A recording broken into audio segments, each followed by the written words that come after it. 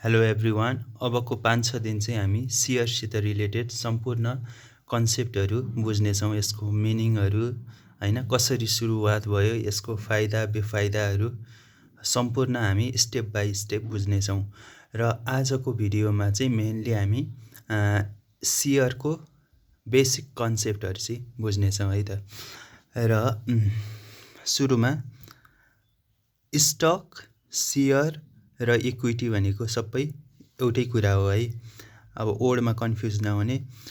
अनि stock market, share market, equity market भनेको एउटै भयो हैन। अब अलिकति बुझ्नको लागि हामी इक्जाम्पलबाट जाउँ। जस्तै अब हाम्रो भेजिटेबल मार्केट हुन्छ हैन, फ्रुट मार्केटहरू, अनि क्लोथको मार्केटहरू हैन, लुगाको मार्केटहरू सबैले सुनिरहेकै कुरा हो। तर सेयर मार्केट भनेको अलिकता कम्प्लेक्स कुरा हो, अलिकता बुझ्नलाई अलिकता गाह्रै पर्छ हैन। अब यसलाई हामी इक्जाम्पलबाट अलिकति बुझ्न सक्छौँ। भेजिटेबल मार्केटमा भेजिटेबलको कारोबार हुन्छ क्या।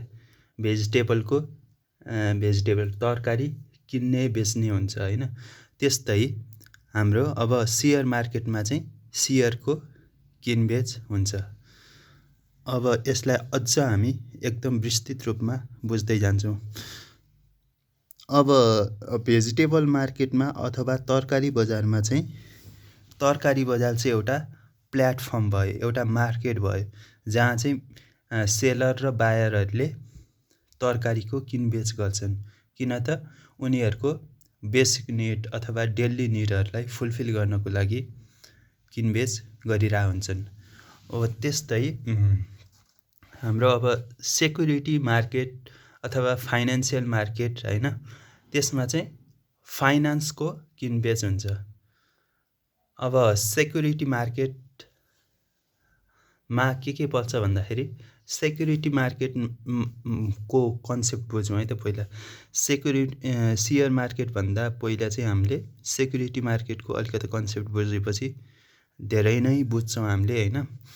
सेक्युरिटी मार्केटमा चाहिँ पैसाको किनबेच हुन्छ भन्दाखेरि अलिकता नबुझिन सक्छ हैन, आई अन्डरस्ट्यान्ड। तर सेक्युरिटी मार्केटमा पैसाको किनबेच हुन्छ। सेक्युरिटीमा के पर्छ त, यसमा हाम्रो सेयर पनि पर्छ, डिभेन्चर पनि पर्छ हैन, डिभेन्चर अर बोन्ड हैन, अनि म्युचुअल फन्डदेखि लिएर डेरिभेटिभ्स अनि लोनहरू सबै पर्छ सेक्युरिटिजमा हैन। सेक्युरिटिजमा सेयर पनि त्यही पर्यो हैन। त्यही भएर सेक्युरिटी मार्केट भनेको सबै पर्छ, समग्रमा सबै भन्न मिल्छ क्या सेक्युरिटिज भनेको। सेयर मार्केट भनेको चाहिँ एउटा मात्र हो। सेयर मार्केट भनेको सेक्युरिटी मार्केटभित्रै पर्छ भनेर हामीले बुझौँ। र सेक्युरिटी मार्केटमा चाहिँ पैसाको किनबेच हुन्छ भनेर पनि कुरा बुझ्यौँ। अब पैसाको किनबेच भन्दाखेरि अलिकता अनौठो लाग्न सक्छ हैन। पैसा किनबेच भनेको कस्तो हो भनेर अलिकता नबुझिन सक्छ। यसलाई पनि अझ म सरल बनाउँछु। पैसा किन्ने भन्नाले कसैलाई कोही न कोहीलाई त बिजनेस चलाउनु पर्यो हैन।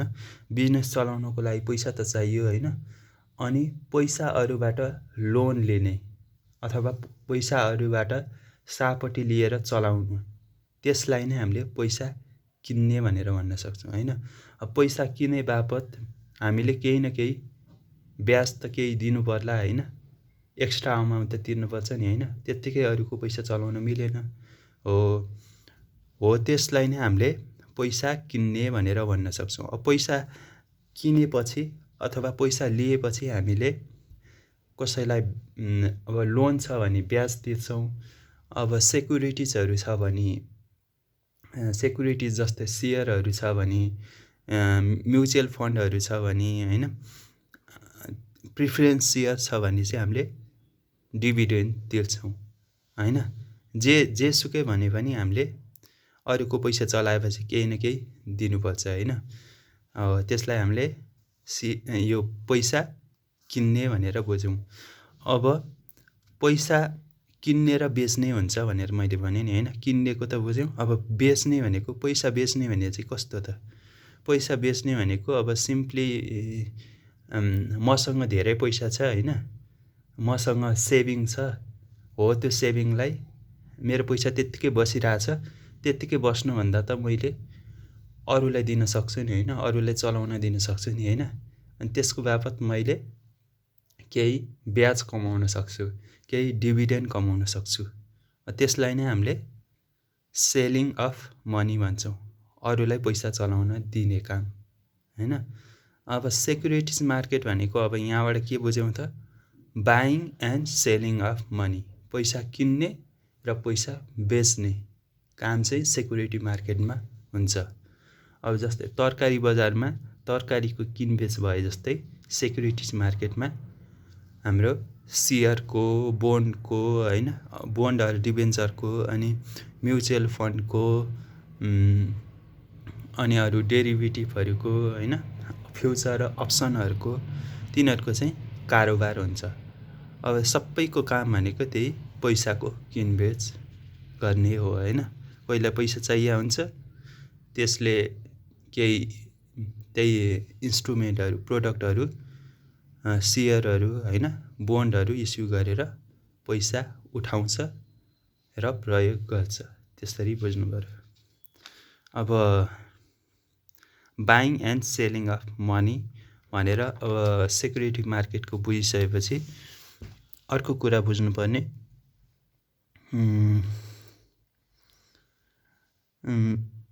अब के भन्दाखेरि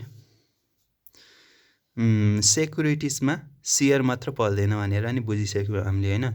सेक्युरिटिजमा अब पर्सनल लोनहरू, बोन्डहरू, debenture, derivative, preference share, mutual fund सबै पर्छ। सेक्युरिटिज भनेको सेयर मात्र होइन है, त्यसलाई सेयरसित कम्पेयर नगर्ने।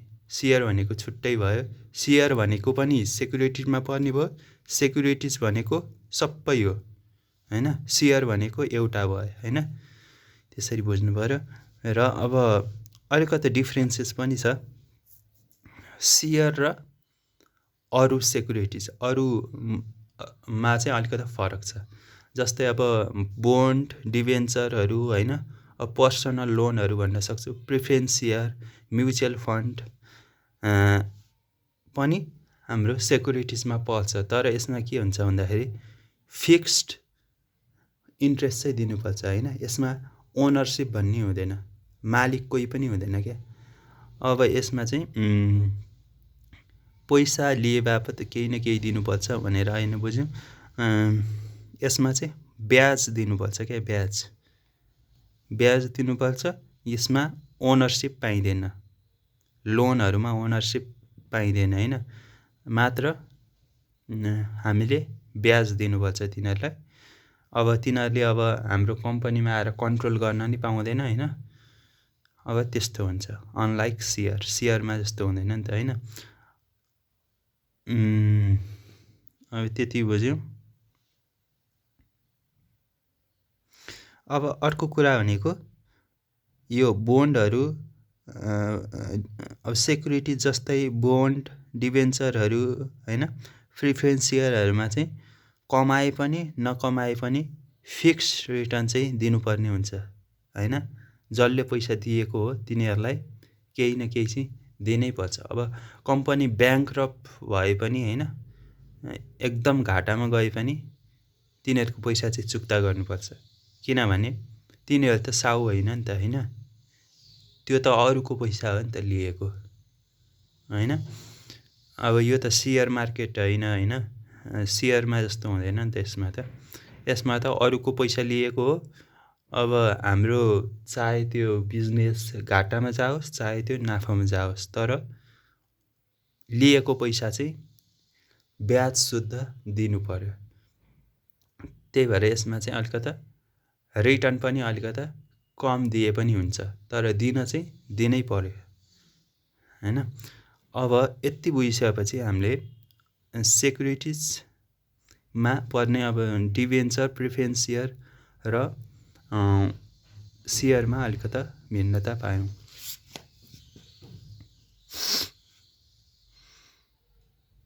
अरू कुरा भनेको अलिकति बुझौँ। बोन्ड, डिबेन्चर, प्रिफरेन्स सेयरहरूमा ओनरसिप भन्ने केही पनि हुँदैन। अर्को कुरा बोर्ड अफ डाइरेक्टरमा उठ्न पाइने कुरा नै भएन होइन। अनि पावरहरू पनि केही पनि पाइँदैन, मात्र रिटर्न पाइन्छ। अब लोनहरू लियो भने अथवा बोन्ड डिभेन्चरहरू लियो भने। तर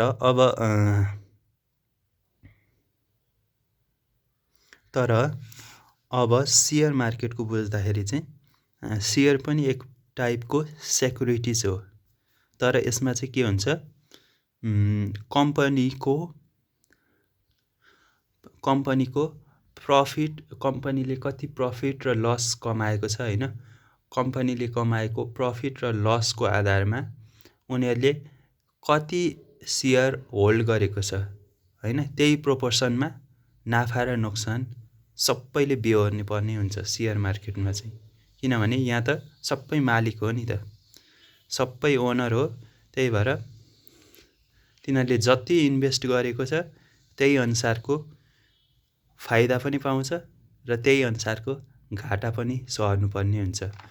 र अब सेयर मार्केटमा चाहिँ अर्को कुरा भनेको केही गरी कम्पनी ब्याङ्क्रप्ट भयो र पैसा तिर्नै नसक्ने अवस्था आयो भने त्यस्तो केसमा पनि अब पैसा नपाइन सक्छ।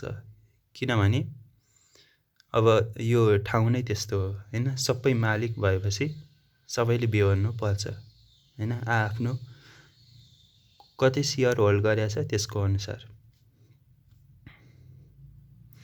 अब अर्को कुरा भने यसमा के छ भन्दाखेरि कम्पनीको सिइओ जसले कम्पनी सुरु गरेको हो होइन, गरेको हो त्यो र अरू सेयर होल्डर होइन जसले इन्भेस्ट गरेको, तिनीहरूको एउटा स्ट्याटस भनेको एउटै हुन्छ, सबै ओनर हुन्छ होइन। चाहे त्यो सिइओ पहिला जसले सुरु गरेको हो त्यो होस् या नयाँ इन्भेस्टर होस्, सबैलाई हामीले ओनर भन्न मिल्यो सेयर मार्केटमा चाहिँ। तर अरू बोन्डहरूमा चाहिँ त्यस्तो मिल्दैन होइन, त्यसमा सिर्फ इन्भेस्टरले चाहिँ रिटर्न मात्र पाउँछ। अब यसमा चाहिँ घाटामा गए अथवा टाट पल्टिए सबै घाटामा जान्छन् होइन। तिनीहरूले कति सेयर होल्ड गरेको छ त्यसको अनुसारमा सबै घाटामा जान्छन्। र यदि केही गरी प्रफिटमा गयो भने त्यहाँ अरूलाई लोन कति तिर्नु पर्ने बानी छ होइन, लोन सबैले तिर्सिएपछि बाँकी रहेको प्रफिट भनेको सबै सेयर होल्डरहरूले नै पाउँछ होइन, सबैलाई डिस्ट्रिब्युट हुन्छ, त्यस्तो हुन्छ। त्यही भएर यसमा रिस्क पनि धेरै छ, रिटर्न पनि धेरै छ।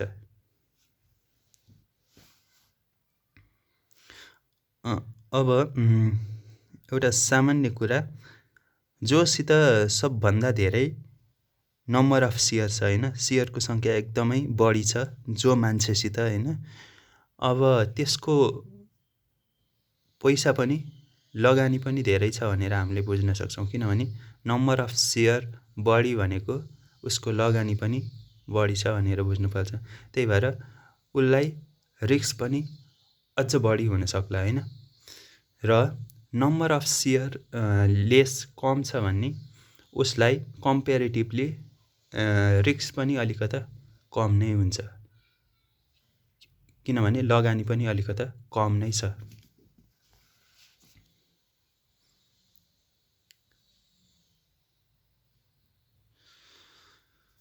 अब जति हामीले सेयरको सङ्ख्या अथवा लगानी बढाउँदै गयौँ कमन स्टकमा चाहिँ त्यति नै बढी रिस्क पनि हुनसक्छ अथवा प्रफिट भयो भने अलिकता फाइदा पनि हुनसक्छ, त्यस्तो हुन्छ। सर्टमा भन्दाखेरि सेयर मार्केट भनेको त्यस्तो मार्केट हो जहाँ लगानी गर्ने जति सबै मालिक मानिन्छन् र नाफा र नोक्सानले सबैलाई प्रभाव पारेको हुन्छ। अब धेरै नाफा भयो भने सबैजना खुसी हुन्छन् होइन, लगानी गर्ने जति सबै खुसी हुन्छन्। अब कम्पनी टाट पल्टिए अथवा घाटामा गए चाहिँ सबैजना दुखी हुन्छन् अथवा सबैजना होइन फस्छन्। यो चाहिँ सेयर मार्केटमा मात्र हुन्छ, किनभने यहाँ चाहिँ सबै मालिक हो, त्यही भएर सबैलाई असर पर्छ होइन। अब कम्पनी टाट पल्टिए अरू लोन दिनेहरूलाई त धेरै फरक नपर्ला, किनभने उसको त जसरी नै दिनु पर्यो। तर सेयर मार्केटमा चाहिँ टाट पल्टियो भने अब ओनरहरू सबै फस्ने भयो नि त होइन, हामी पनि फस्ने भयौँ हामीले सेयर मार्केटमा लगाएको छौँ भने। अब यति बुझ्दाखेरि हामीले सेयर मार्केटको अलिकति कन्सेप्ट बुझ्यौँ।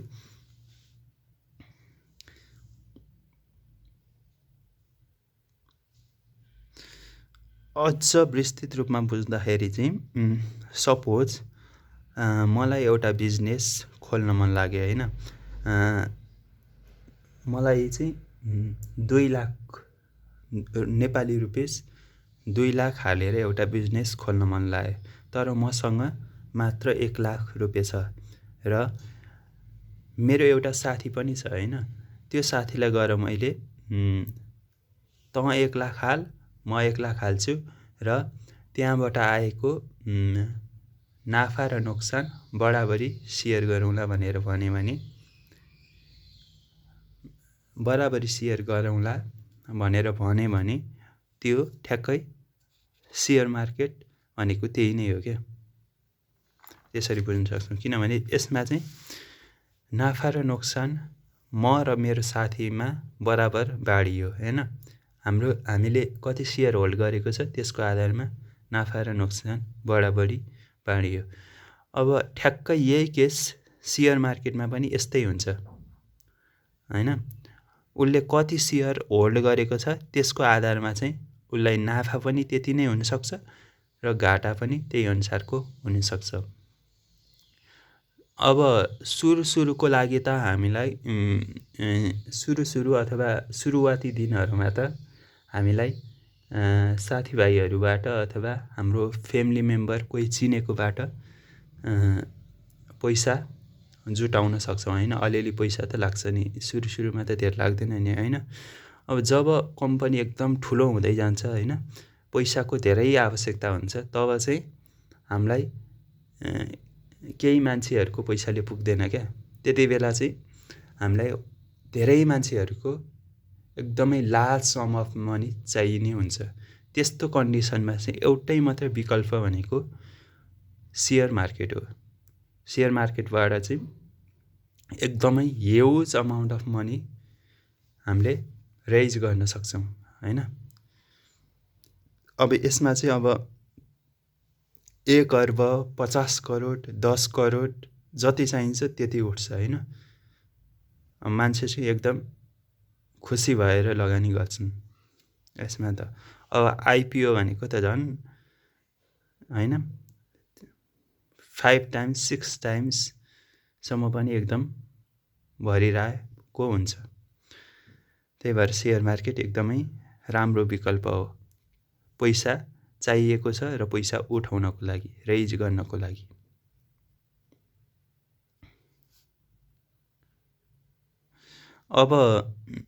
अब सुरुवाती दिनहरूमा चाहिँ अब 4-5 जनाको मात्र इन्भल्भमेन्ट होला होइन, 4-5 जना ओनर होला। त्यसमा चाहिँ अब काहीँ 2 जना मात्र पनि ओनर होला होइन। 50-50 गरौँला भन्ने होला होइन। तँ 50% लि, म 50% लिन्छु यो कम्पनीको भनेर भनौँला। तर जब हामीले सेयर इस्यु गर्छौँ त्यतिखेर त त्यहाँ त 1-2 जना मात्र हुँदैन नि त, त्यहाँ त 1000 देखि लाखसम्मको लगानीकर्ता हुन्छन्।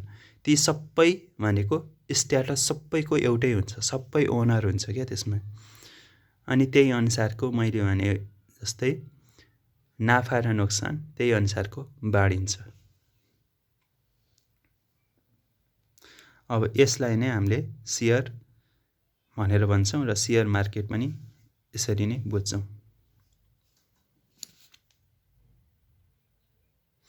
अब यसमा चिनेको नचिनेको पैसा हाल्ने जति सबै ओनर भनेर पनि बुझौँ।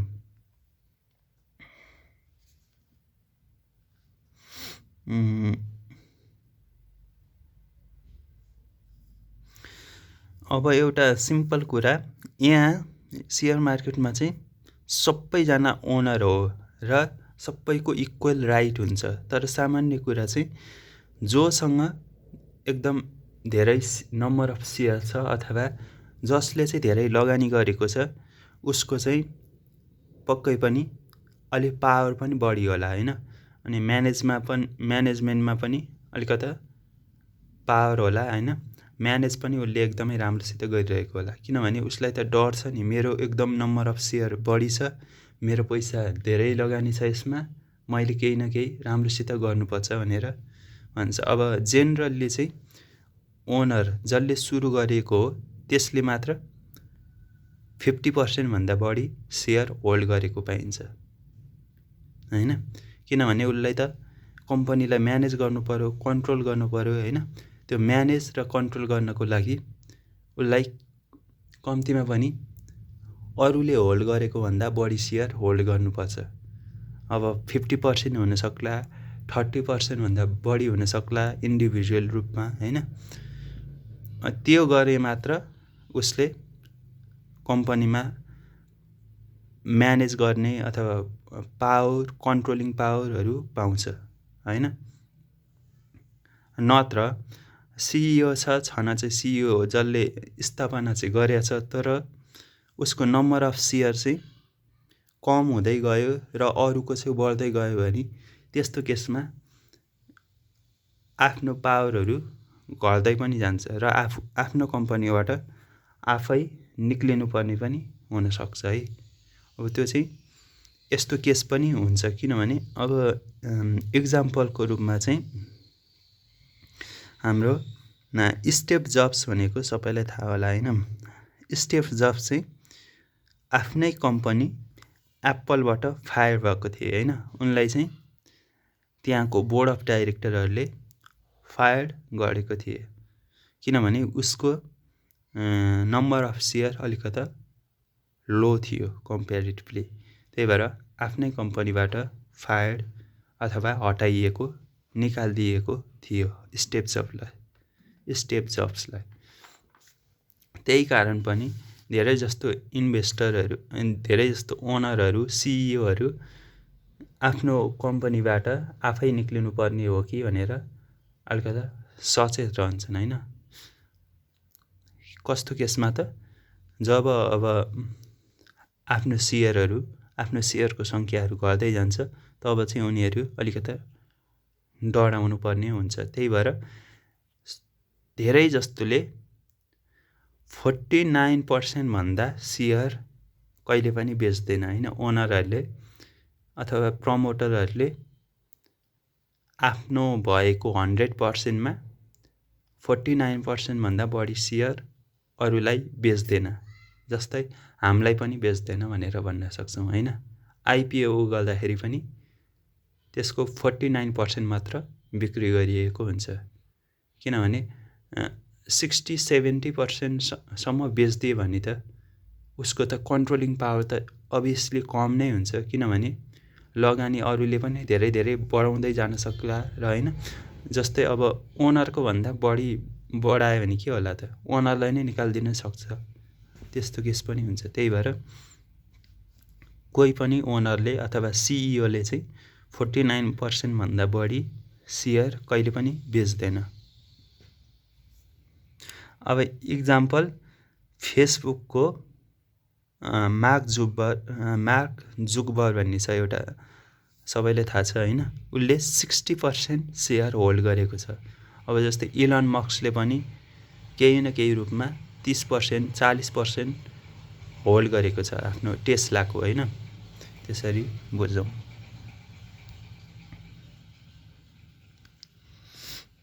त्यसैले हामीले अब धेरैले भनेको पनि सुन्छौँ। के भनेको सुन्छौँ भन्दाखेरि त्यो कम्पनीमा इन्भेस्ट गरौँ जहाँ चाहिँ प्रोमोटर्सहरूले धेरै होल्ड गरेको छ हैन। सेयरको सङ्ख्या धेरै होल्ड गरेको कम्पनीमा इन्भेस्ट गरौँ, प्रमोटरको होल्डिङ बढी भएको कम्पनीमा इन्भेस्ट गरौँ हैन। त्यो किन भनेको भन्दाखेरि अब प्रोमोटरको होल्डिङै छैन हैन, अथवा प्रोमोटरकोमा चाहिँ 10% हैन, 5%, 15% त्यस्तो होल्डिङ छ भने त्यो त आफूसित भएको सेयर जति सबै बेचेर पैसा जति सबै लिएर होइन भाग्न पनि सक्छ। त्यही भएर कम्तीमा पनि 50% होइन 40% 60% त्यस्तो त्यसरी होल्ड गरेको छ, प्रमोटरले त्यसरी होल्ड गरेको छ भने हामीले त्यस्तो कम्पनीमा चाहिँ इन्भेस्ट गर्नुपर्ने हुन्छ। किनभने उसको पैसा लगानी पनि धेरै रहेको छ र ऊ अलिकति डराएर पनि कम्पनीलाई राम्रोसित चलाउन लागि परेको हुन्छ।